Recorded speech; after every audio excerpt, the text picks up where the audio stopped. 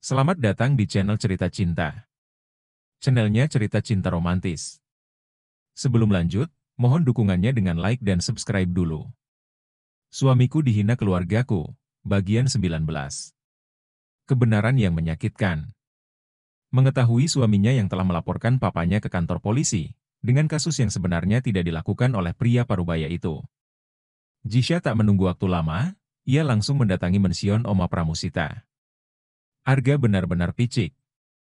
Karena menjadikan uang segala-galanya, agar dia bisa memaksa istrinya untuk tinggal dan hidup bersamanya. Karakter Arga yang egois, benar-benar mengabaikan perasaan istrinya. Dan tak peduli dengan wanita itu yang sudah pernah dia permainkan. Meski dengan sedikit kesulitan, akhirnya Jisha bisa sampai di mension Oma. "Bi, apa Tuan Reganya ada?" Jisha bertanya kepada bibi-bibi, yang sedang menyiram bunga di depan halaman rumah. "Oh, Tuan tidak ada, Nona. Tuan muda belum kembali." "Nyonya Pramusita juga pergi pagi tadi," jawab bibi dengan sopan. "Tuan Rega belum kembali?" ulang Jisha. "Iya, Nona. Dari semalam, Tuan Rega memang belum pernah kembali ke mension. Mungkin Tuan muda berada di apartemennya. Karena biasanya, jika Tuan tidak pulang, Tuan akan ke apartemen." "Bibi tahu di mana apartemennya?" Jisha tidak akan berputus asa, dan berusaha terus mencari suaminya. Untuk meminta penjelasan kepada pria itu, tentang papanya yang tertangkap. Meski Damar sudah keterlaluan kepadanya, dengan cara mengusirnya dari rumah. Dan juga merampas usaha Jisha Kosmetik. Tapi tetap saja, tidak membuat Jisha membenci kedua orang tuanya, atau saudara-saudaranya. Karena ada pepatah yang mengatakan, air dicincang takkan pernah putus, begitupun dengan dia, yang terlibat konflik dengan keluarganya baru-baru ini. Mereka masih tetap sedarah, meski begitu banyaknya luka yang digoreskan oleh keluarga kepada dirinya. "Maaf, saya memang tidak tahu di mana apartemen Tuan Muda. Tapi Nona bisa bertanya kepada ketua pelayan, beliau pasti tahu alamat apartemen Tuan Muda." Jawab bibi menegaskan. "Kalau begitu, apa pelayan bibi Nilam, ketua pelayan, ada?" Jisha terlihat tak sabaran. "Tentu saja ada, Nona. Ketua pelayan berada di dalam, Nona masuk saja ke dalam." "Terima kasih, bibi." Jisha pun berlari masuk ke dalam, guna mencari bibi Nilam. "Bibi," panggil Jisha kepada Big Nilam. "Nona Jisha?" "Ada apa, Nona?" tanya Big Nilam. "Bibi, apa saya bisa meminta alamat apartemen Tuan Rega?" tanya Jisha. "Iya, tentu saja bisa, Nona." Sebentar, Big Nilam berjalan mengambil pulpen, untuk menulis alamat apartemen Tuan Muda Rega.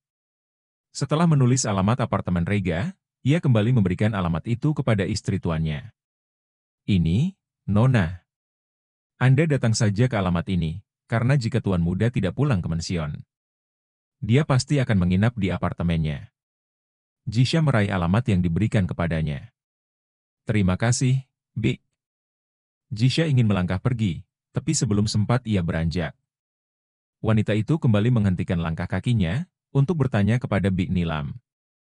"Maaf, apa bibi tahu statusku dalam rumah ini?" tanya Jisha, ingin memastikan perasaannya. Yang mengatakan, jika semua penghuni dalam rumah megah itu tahu, jika dia adalah istri tuan mereka. Hanya saja mereka semua sepakat, dan tidak ada yang berani ingin mengatakan yang sesungguhnya kepadanya. Terlihat bibi gelagapan. Seperti begitu sulit untuk dia menjawab pertanyaan, yang terdengar sangat mudah untuk dijawab. Tapi bagi Big Nilam, itu adalah pertanyaan yang akan membuat dia dilema, antara berbohong atau jujur. Jisha tersenyum kecut. Saat menyadari kegelisahan dan ketakutan, yang tampak terlihat jelas dari raut wajah Big Nilam. Akhirnya wanita itu menyadari. Kenapa semua orang-orang dalam rumah itu memperlakukannya dengan sangat baik. Ternyata mereka semua sudah tahu, tentang status dan posisinya dalam rumah itu. Sebagai istri Rega Arga Pramana. Miris, jadi ternyata selama ini hanya aku yang tidak mengerti. Dan tidak mengetahui apa-apa, batin Jisha. "Tidak usah dijawab, Big. Saya sudah tahu jawabannya. Saya pamit dulu." Jisha melangkah cepat keluar dari mansion, berniat ingin pergi mencari suaminya. Ting! Jisha sudah tiba di lantai paling atas, milik apartemen mewah harga. Wanita itu berjalan cepat, agar dia bisa segera tiba di hadapan pintu apartemen suaminya. Ternyata di apartemen lantai paling atas, hanya ruangan milik Arga saja. Ting! Tong! Jisha menekan berkali-kali pintu tersebut, agar Arga segera membuka pintunya. Klek! Benar saja, Arga memang sedang berada di apartemen. Apa yang sudah kau lakukan pada papaku? Tipu daya apalagi yang kau ciptakan? Kau benar-benar pria kejam yang tidak punya hati nurani. Kau seperti iblis yang menghisap darah manusia.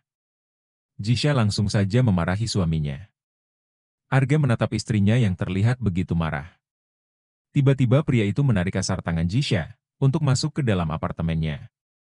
Kemudian pria itu menghimpitnya ke dinding dan memaksa menciumnya dengan kasar. Tak perlu berakting lagi untuk menjadi orang baik. Karena Jisha juga sudah tahu siapa dirinya yang sesungguhnya. Pikir Arga dalam hati. Jisha memberontak tak terima dengan perlakuan suaminya yang seperti sedang melecehkannya. Lepas! Berusaha mendorong tubuh pria yang mengunci tubuhnya. Jisha yang geram karena Arga menciumnya dengan cara kasar. Langsung menggigit bibir pria itu sehingga mengeluarkan darah segar. Arga melepas tautan bibirnya tanpa melepas kuncian pada tubuh Jisha. Ar! Wanita itu meringis kesakitan saat suaminya memegang dagunya dengan kasar. Apa kau lupa dengan apa yang aku katakan kepadamu saat pertama kali kita menikah? Tanya Arga menatap dalam netra Jisha, tak peduli dengan bibirnya yang berdarah. Aku tidak mengingatnya. Karena aku tidak ingin mengingat apapun tentangmu, brengsek. Jisha masih berusaha mendorong tubuh Arga, yang tak bergerak sama sekali. Jika kau tidak mengingatnya, maka aku akan membantumu agar kau bisa ingat kembali dengan perkataanku. Arga mendekatkan bibirnya ke telinga Jisha. Kau yang mengikat dirimu di sisiku. Jadi jangan salahkan aku, jika kau akan tetap berada di sisiku seumur hidupmu. Karena sesuatu yang sudah menjadi milikku, tidak akan pernah bisa dimiliki oleh orang lain lagi. Bisik Arga di telinga istrinya, dan kembali mengulang kata-katanya yang pernah dia ucapkan tempo hari. Apa kau sudah mengingatnya? Kau tidak bisa memaksaku. Aku tidak ingin hidup bersamamu. Sekarang juga kau cabut tuntutanmu kepada papaku. Karena aku tahu, papaku tidak mungkin menggelapkan dana perusahaan kerja sama kalian. Jisha membantah keras, dengan fitnah yang dilakukan oleh suaminya pada papanya. Arga menatap dalam kedua bola mata Jisha, dengan tatapan penuh amarah. Kau benar, papamu tidak melakukan itu. Tapi aku yang membuat jebakan itu untuk keluargamu, agar mereka semua menjadi gembel. Dan hanya datang kepadaku sebagai pengemis, jawab Arga dingin. Deg, apa kau tahu? Perusahaan ayahmu sudah lama lemah. Dan hampir menjual sahamnya karena kerugian besar yang dialami oleh perusahaan itu 6 tahun yang lalu. 6 tahun yang lalu juga, ayahmu pernah datang kepadaku. Dia meminta bantuan dana dengan perjanjian, dia akan memberikan putrinya yang memiliki Jisha Kosmetik kepadaku. Tapi aku menolaknya, dan memilih menyerahkan dana secara cuma-cuma, tanpa jaminan apapun. Ucap Arga mengangkat dagu istrinya, menatap wanita itu dingin. Deg!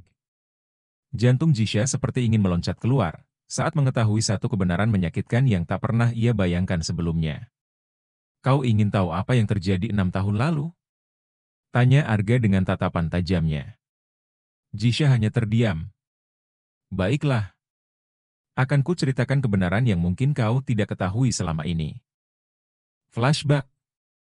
Silahkan duduk, Tuan. Kata Sekretaris Vina kepada Damar yang masuk ke dalam ruangan Arga. Terima kasih. Kata Damar, tersenyum kepada Sekretaris Vina. Arga yang pada saat itu sedang duduk di atas kursi kerjanya, langsung berdiri ketika melihat Damar yang sudah duduk menunggunya. Arga melangkah dan berdiri di hadapan Damar, bersiap untuk duduk. Damar refleks berdiri, ketika Arga berada di hadapannya. Kemudian berjabat tangan dengan pria itu sembari tersenyum. Maaf, karena saya sudah mengganggu waktu Anda, Tuan. Kata Damar berusaha untuk mengambil hati pria itu. Tidak apa. Duduklah. Jawab Arga terdengar datar dari balik maskernya. Damar pun akhirnya duduk dan terlihat tanpa gelisah. Bagaimana jika sampai pemuda di hadapannya tidak ingin meminjamkan dana kepadanya? Karena perusahaannya saat itu berada di ambang kebangkrutan. Ada perlu apa? Anda datang kemari? Tanya Arga langsung ke intinya. Maaf, sebenarnya tujuan saya datang kemari. Saya ingin meminta bantuan dana kepada Anda, Tuan Muda. Anda pasti tahu tentang masalah yang saat ini sedang dihadapi oleh perusahaan saya. Kata Damar, dengan mimik wajah terlihat memohon kepada Arga. Di balik masker, Arga menarik satu sudut bibir. Kemudian pria itu mencondong sedikit tubuhnya ke depan. Apa yang akan aku dapatkan jika aku membantumu? Tanya Arga terdengar angkuh. Damar terlihat menunduk bingung, ingin menjawab apa. Tak tahu apa yang ingin dia berikan kepada pria yang berada di hadapannya. Dia tidak punya apa-apa untuk dia persembahkan. Atau ingin dia jadikan jaminan, agar dia bisa mendapatkan dana dari perusahaan milik Rega. Maaf, saya benar-benar membutuhkan dana dari Anda. Tapi saya tidak punya apa-apa yang bisa saya jadikan jaminan buat dana itu, Tuan, jujur Damar. Ya sudah kalau begitu, kau bisa pergi dari ruangan saya. Ucap Arga langsung berdiri dari duduknya. Damar tersentak kaget, melihat pemuda di hadapannya, seperti tidak ingin membantunya. Damar buru-buru menghentikan pemuda itu, sebelum ia benar-benar pergi. Tolong saya, Tuan Muda. Saya benar-benar membutuhkan dana, harapan saya satu-satunya itu hanya Anda. Damar tak putus asa, dan masih berusaha memohon. Itu urusan kamu, bukan urusanku. Dengan kata-kata pedas, Arga tanpa peduli dengan raut wajah pria parubaya yang sedang memohon itu. Saya mohon, Tuan. Saya benar-benar membutuhkan dana. Tolong bantu saya. Saya bisa memberikan putri saya, yang memiliki Jisha kosmetik kepada Anda. Damar yang sudah kehabisan akal untuk memohon, akhirnya keluar juga dari mulutnya kata-kata yang tidak sepantasnya dia ucapkan. Arga tersenyum mengejek. Apa aku terlihat kekurangan seorang wanita? Sehingga aku mau membeli putrimu dengan dana yang cukup fantastis? Kau sepertinya sudah tidak waras, jawab Arga tersenyum miring. Damar menunduk dalam bingung. Harus bagaimana lagi untuk membujuk Rega, agar pria itu mau mengeluarkan dana untuknya. Padahal dia sudah cukup merendahkan harga dirinya. Akan tetapi, pria di hadapannya sama sekali tidak bisa ia luluhkan. Apa putrimu itu cantik? Apa dia masih perawan? Tanya Arga tiba-tiba tertarik dengan penawaran pria parubaya di hadapannya. Karena saat itu, Arga memang belum menjalin hubungan dengan dia. Pria itu masih berstatus jomblo. Damar mengangkat pandangannya, kemudian mengangguk cepat. Saya jamin, Tuan Muda. Kalau putri saya itu memang masih perawan, jawabnya tanpa rasa bersalah sedikit pun. Arga menyeringai. Sekretaris Vina, berikan dana berapapun yang dia butuhkan, perintah Arga kepada Vina. Anda serius, Tuan Muda? Tanya Damar berbinar-binar. Iya, jawab Arga datar, dan kembali ingin melangkah. Bagaimana dengan putri saya? Apa Anda menginginkannya? Tanya Damar terbata-bata. Arga kembali tersenyum miring. Ku titipkan dia padamu. Jika aku membutuhkannya, sesuai perjanjian aku akan mengambilnya darimu. Jisha terkaget-kaget dan matanya berkaca-kaca, setelah mendengar cerita yang diberikan Arga. Kau yakin masih menganggapnya seorang ayah? Dia sudah banyak membuatmu menderita, kata Arga menyentuh lembut bibir istrinya, yang masih terdiam 1000 bahasa. Aku sudah membelimu dengan harga yang sangat fantastis. Pertama, papamu yang menjualmu. Yang kedua, calon suamimu juga menukarmu dengan uang. Aku sudah menghabiskan uang miliaran rupiah, hanya untuk bisa hidup bersamamu, kata Arga mengusap pipi Jisha. Tak menduga, Jisha malah menepis tangan pria itu. Aku tidak percaya dengan semua yang kau katakan. Kau itu penuh dengan kebohongan. Cuy, menghabiskan uang miliaran, hanya untuk hidup bersama orang yang tidak kau cinta? Hahaha Jisha tertawa hambar. Kenapa kau berbicara tidak memakai logika? Apa kau pikir aku bisa dengan mudahnya untuk mempercayai ucapanmu? Sudah terlalu banyak kebohongan yang kau ciptakan. Terlalu sulit bagiku untuk mempercayaimu dengan mudah. Jisha mendorong suaminya agar menjauh. Buricak burinong, buricak burinong. Terdengar deringan ponsel Jisha. Halo, jawab Jisha. Kakak di mana, Kak? Mama kecelakaan, kata Arya yang ternyata menghubunginya. Apa? Pekik Jisha berlari ingin keluar dari apartemen suaminya. Klek. Saat pintu terbuka, tampak sosok dia yang berdiri di depan pintu apartemen Arga. Jisha menatap benci kepada dia, sedangkan dia menatap bingung melihat Jisha. Kedua wanita itu saling menatap mata. Jisha berjalan, mendekati seorang wanita yang berdiri di hadapannya. Seharusnya jika kau seorang wanita yang baik-baik, tidak sepantasnya kau mendatangi rumah seorang laki-laki. Apalagi jika seorang laki-laki itu sudah beristri, ucap Jisha penuh penekanan. Kemudian ia berjalan dan melewati dia, sembari menyenggol kasar bahunya. Buk! Deg! Dia memegang bahunya yang terasa sakit, akibat disenggol oleh Jisha. Wanita itu juga tampak begitu kaget, saat mendengar ucapan wanita yang tak dia kenalnya, mengatakan jika Arga adalah seorang pria beristri. Apa maksudnya? Batin dia semakin berdebar-debar. Ia mungkin takkan bisa menerima kenyataan, jika Rega sebenarnya benar-benar sudah menikah. Apa yang kau lakukan di sini? Lamunan dia buyar, saat mendengar suara seorang laki-laki yang berbicara kepadanya. Dia mengangkat pandangan. Ia melihat pria yang dia kenal sebagai Rega, sudah berdiri di hadapannya.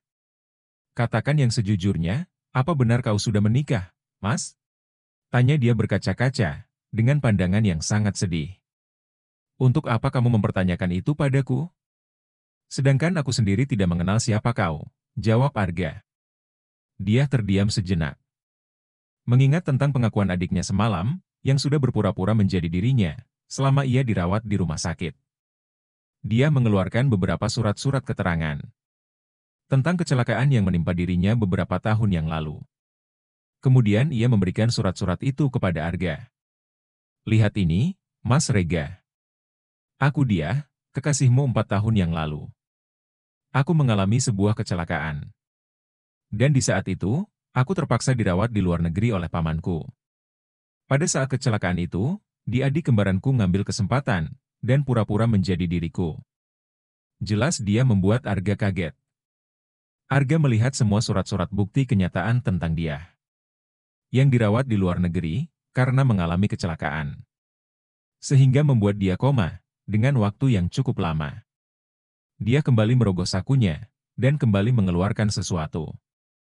Mas Rega masih ingat dengan ini? Ini kalung berlian pemberianmu, Mas. Aku bahkan masih menyimpan kalung ini. Lanjut dia bersamaan air matanya tumpah. Pertama kali kita bertemu. Saat itu, koper kita ketukar di bandara. Dan sekretaris Vina yang mengembalikan koperku dari kamu, Mas. Pertemuan kedua kita, saat acara pembukaan galeri milikku. Saat itu kau datang bersama Feral, temanmu yang bersahabat dengan kakak tiriku. Aku masih mengingat semua tentang kita, Mas. Ucap dia sambil memegang lengan Rega, dengan pandangan teduh. Arga akhirnya yakin. Jika wanita yang berada di hadapannya adalah dia yang sesungguhnya. Bukan dia palsu lagi, seperti yang dia temui sebelumnya. Bruk! Dia memeluk Arga yang dia membeku. Arga bingung, bagaimana dia ingin menanggapi dia. Karena sekarang, dia sudah menikah dengan Jisha. Apalagi saat ini, Jisha sedang dalam keadaan hamil. Dan hubungannya bersama istrinya tidak baik-baik saja. Perlahan tangan Arga terangkat, dan balas memeluk dia dengan perasaan dilema. Apakah Arga akan melepaskan Jisha untuk memilih dia, kekasihnya? Bersambung.